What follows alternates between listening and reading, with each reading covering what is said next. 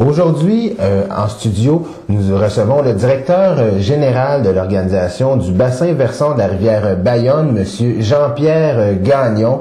Bien, bonjour, Monsieur Gagnon. Bonjour. Monsieur Gagnon, vous vous impliquez depuis de nombreuses années, sans vous vieillir, dans le dossier de la rivière Bayonne. Pourquoi ce dossier-là vous préoccupe? Cette préoccupation vient d'une rencontre que j'ai faite avec des citoyens de Saint-Cléophas de Brandon en 1995, alors ça fait déjà 15 ans. Ces gens s'étaient retrouvés autour d'une table et avaient décidé c'est-à-dire avaient réalisé que la rivière Bayonne était une rivière comme mal aimée.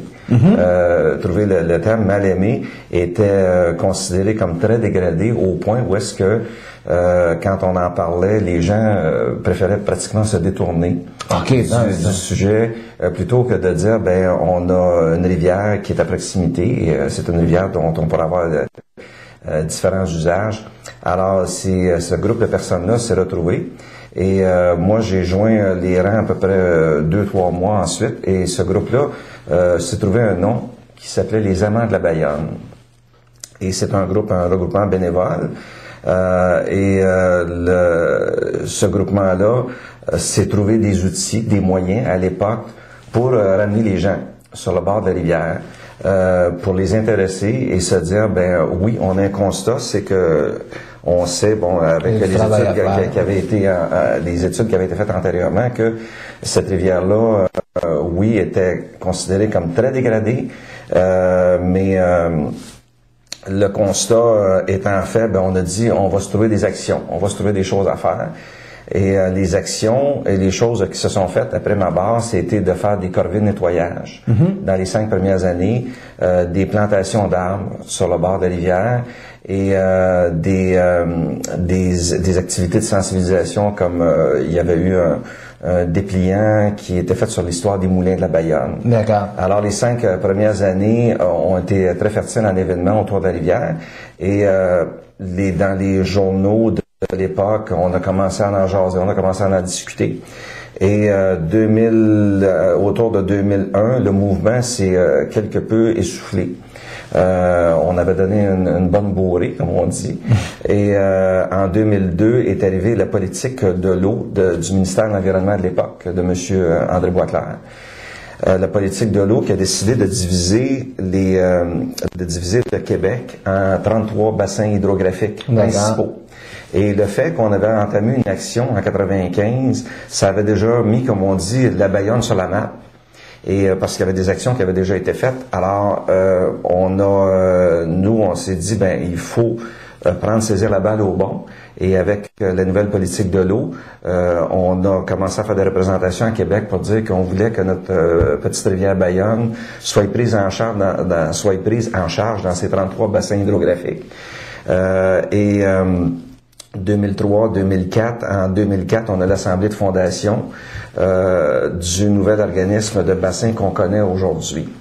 Alors, dans l'historique, c'est un peu de ça qui est parti le mouvement. Et puis là, je sais que la rivière Bayonne, c'est un sujet qui préoccupe et qui est très important pour les citoyens de la région ici. J'ai vu que vous avez des nouveaux outils pour améliorer encore une fois la qualité de la rivière Bayonne. Pouvez-vous nous parler de ces outils-là?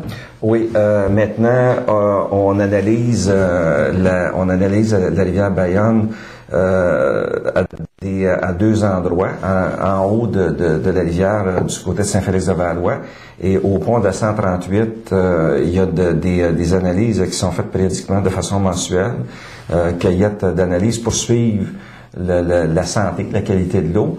Et depuis le mois de novembre dernier, on a une station hydrométrique qui a été installée à Saint-Félix-de-Valois, un petit peu en amont du moulin Emery.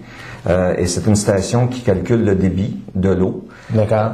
Et qui peut nous donner, parce que quand on calcule la qualité de l'eau, on a toujours besoin d'avoir des données quantitatives et des données qualitatives.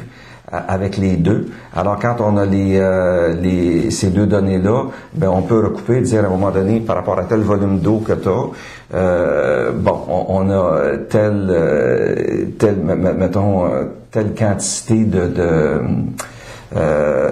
nutriments ou telle quantité de tel élément. D'accord. Alors, on a maintenant la quantité et on peut calculer la quantité et la qualité de l'eau. D'accord. Et puis j'ai vu aussi votre nouvelle formation Bantic. Ça, j'avais jamais vu ce mot-là dans ma vie. Pour les gens qui ne connaissent pas ce que c'est, qu'est-ce que c'est cette nouvelle formation?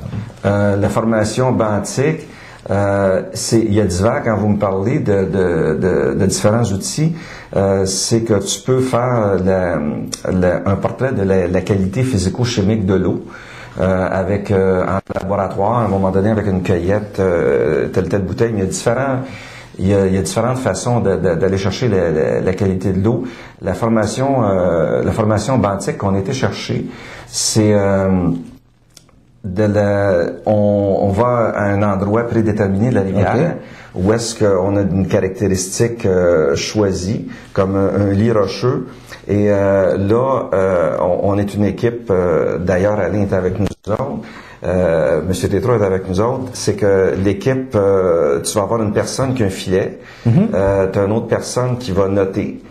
Qui va noter avec un chronomètre. D'accord. Là, on met un filet et il y a une personne qui va se mettre les mains à la barre, les mains dans la rivière. Tu vas soulever une roche et tu vas frotter en dessous de la roche. Et là, avec ce que tu vas ramasser, habituellement, c'est dans un endroit où est-ce que tu as beaucoup de courant et ça s'en va dans le filet. La personne, il y a une autre personne, un intervenant qui va prendre durant 30 secondes ce qui va entrer dans le filet.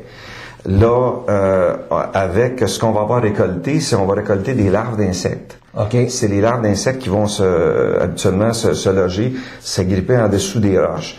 Et d'après ce qu'on va découvrir, les larves d'insectes, le type, les grosseurs, ça peut nous donner un portrait quand même assez précis de ce qui se situe de l'état de santé de la rivière. Si tu découvres, mettons que tu as plein de telle sorte d'insectes. Ça peut vouloir dire c'est un indicateur que vis-à-vis là, la rivière est un peu plus polluée, un peu moins polluée. Un état dégradé, ou si à un autre endroit tu as une grande biodiversité par rapport à tes insectes, ça veut dire que on a la qualité de ton eau est assez peu. D'accord. Et puis vous travaillez en collaboration avec le Centre hydrique du Québec. Cette association-là s'est faite de quelle façon?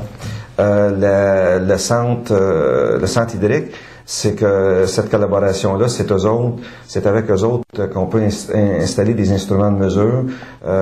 Comme on revient tantôt sur la station hydrométrique, ils sont venus installer une station hydrométrique qui va, à partir des mois qui viennent, le printemps de 2010, à la fonte des glaces, on a encore du travail à faire au niveau des calculs de mesure, mais cette station-là va pouvoir nous donner en continu par satellite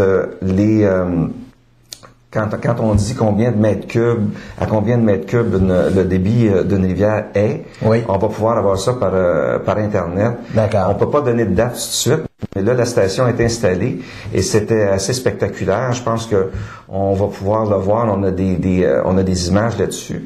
Il y a des plongeurs de l'expertise hydrique qui sont venus, c'est une grosse équipe, qui viennent installer un module dans le fond de la rivière, dans le lit de la rivière, okay, et qui transmet les données à une boîte, un central, et que là, cette centrale-là peut acheminer les données pratiquement 15 minutes. D'accord. Alors, et c'est un indicateur ça peut nous servir, c'est un outil qui peut servir à plusieurs choses. D'accord. Mais entre autres, même comme la fluctuation des débits au cru, en période de crue. Durant le printemps, ça peut être après peut-être un an ou deux, on va être capable de peut-être mesurer encore mieux la débâcle, les accumulations de glace et tout ça. OK.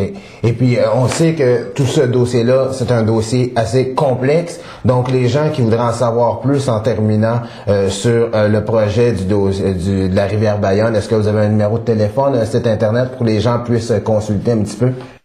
Oui, notre site Internet, c'est le www.versant, Bayonne, BAYONNE.com. Je souhaite une très belle continuité et une rivière en santé, M. Bergeron. Merci beaucoup. Merci beaucoup.